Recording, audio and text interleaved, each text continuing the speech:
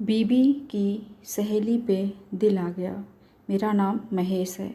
मेरी उम्र इस वक्त 50 साल है। मैं, मेरी पत्नी और मेरा बेटा, बस यही मेरा परिवार है।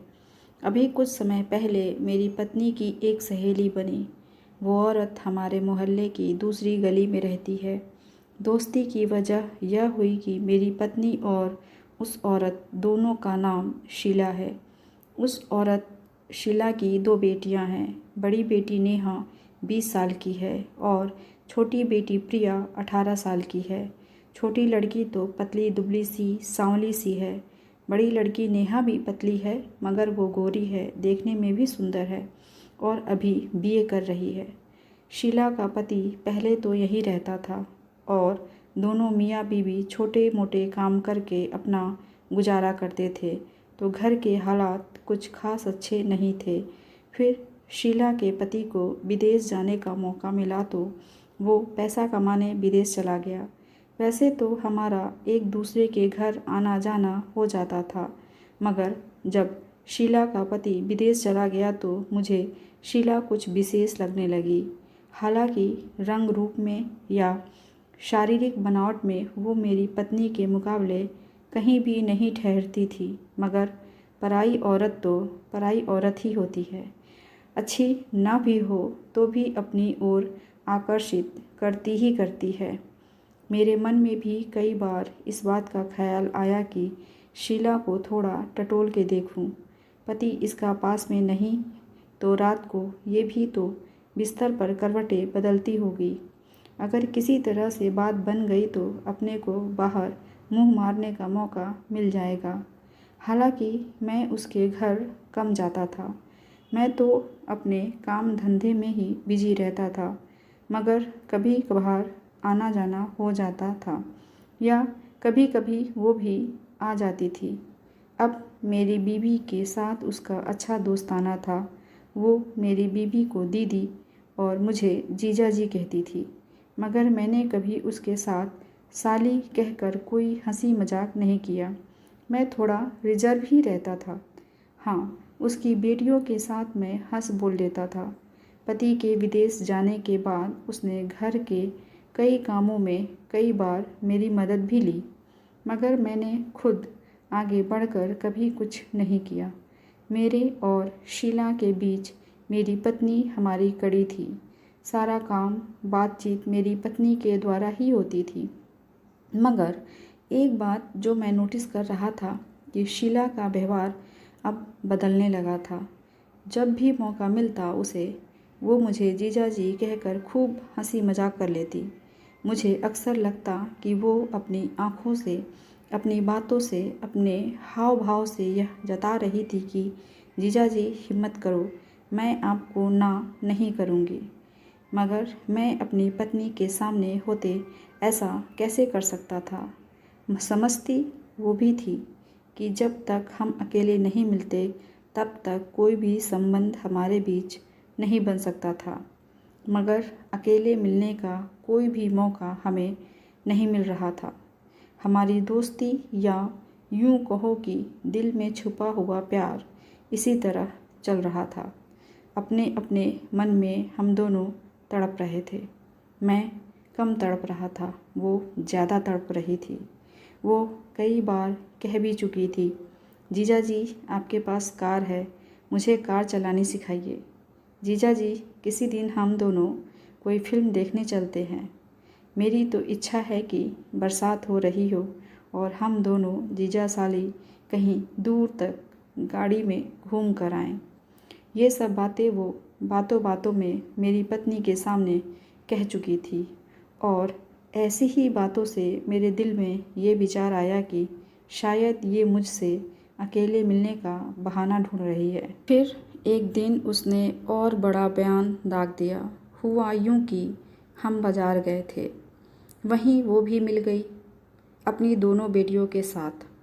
तो औपचारिकतावश हमने उन्हें शाम के खाने का न्योता दिया। वो झट से मान गई। हम एक मिठाई की दुकान में गए। ऊपर उनका ही रेस्टोरेंट बना था, सब कुछ शाकाहारी था। हमने वहाँ बैठकर खाना खाया। अब उसकी बड़ी बेटी मेरे साथ बैठी, जबकि शीला, उसकी छोटी बेटी और मेरी पत्नी मेरे सामने बैठी। नेहा वैसे भी मुझसे बहुत स्नेह करती थी। हम दोनों चुपचाप बैठे खाना खा रहे थे। शीला बोली, देखो दोनों कैसे बिल्कुल एक ही स्टाइल में खाना खा रहे हैं, जैसे नेहा आपकी ही बेटी हो। मैंने कहा, हाँ मेरी बेटी है। अब मैं और क्या कहता, मगर तभी शीला बोली, आपकी कैसे हो सकती है? हम कभी मिले तो है नहीं। मैं तो सन्न रह गया। मिले नहीं मतलब? मैंने सोचा, अरे भाई ये तो इतनी तेज़ है और मैं यूं ही शराफत में मारा जा रहा हूँ। मगर उस वक्त मैंने सिर्फ हाथ उठाकर आशीर्वाद देने का ढोंग कर दिया कि नेहा तो मेरे आशीर्वाद से पैदा हुई बेटी है। तो नेहा बोली, मौसा जी अगर आप बुरा ना माने तो मैं आपको पापा कह लिया करूं। अब उस बेटी की यह नन्ही सी प्यारी सी गुजारिश को मैं ना नहीं कर सका। मैंने कहा, हाँ बेटा, मुझे तो खुशी होगी। मेरी कोई बेटी नहीं, तुम मेरी बेटी बन जाओ। उस दिन के बाद नेहा मुझे हमेशा पापा ही कहती, मगर छोटी बेटी कभी पापा तो कभी मौसा जी कह देती थी। उसके साथ मेरा रिश्ता ठीक ठाक सा ही था, क्योंकि वो चुप ज़्यादा रहती थी। फिर एक दिन नेहा ने मुझसे मेरा फ़ोन नंबर मांगा। उसके बाद वो मुझे कभी कभी फ़ोन भी करती, सुबह शाम को कभी कभी मैसेज भी करती, और मैं भी उसे अच्छे अच्छे मैसेज भेज दिया करता था, जैसा कोई भी बाप बेटी करते हैं। एक दिन मैं और मेरी पत्नी उनके घर गए तो उस दिन रविवार था और वो सब लोग सर के बाल धोकर बैठे थे। फिर नेहा तेल लेकर आई और तीनों माँ बेटी एक दूसरे के सर में तेल लगाने लगी। मैंने यूं ही कह दिया, अरे वाह नेहा, बहुत बढ़िया से तेल लगाती हो तुम तो। वो बोली, पापा आपके भी लगा दूँ? मैंने कहा, हाँ लगा दो। जब उनका निपट गया तो नेहा तेल की शीशी लेकर मेरे पास आई। मैं उनके दीवान पर बैठा था। वो मेरे पीछे आई और कटोरी से तेल लेकर मेरे बालों में लगाने लगी।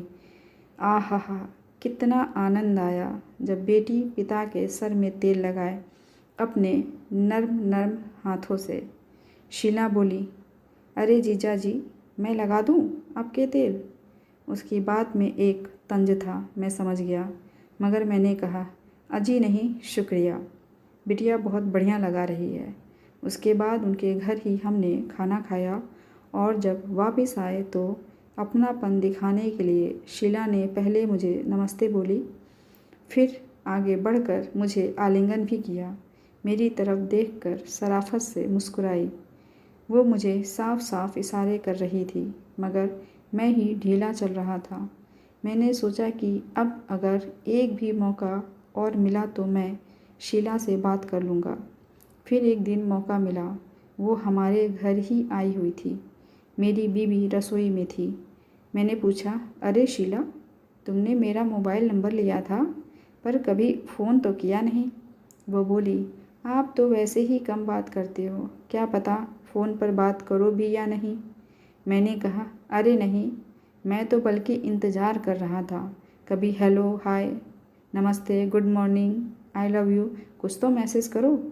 वो मेरी बात सुनकर बहुत हंसी, बोली, अच्छा अब करूँगी।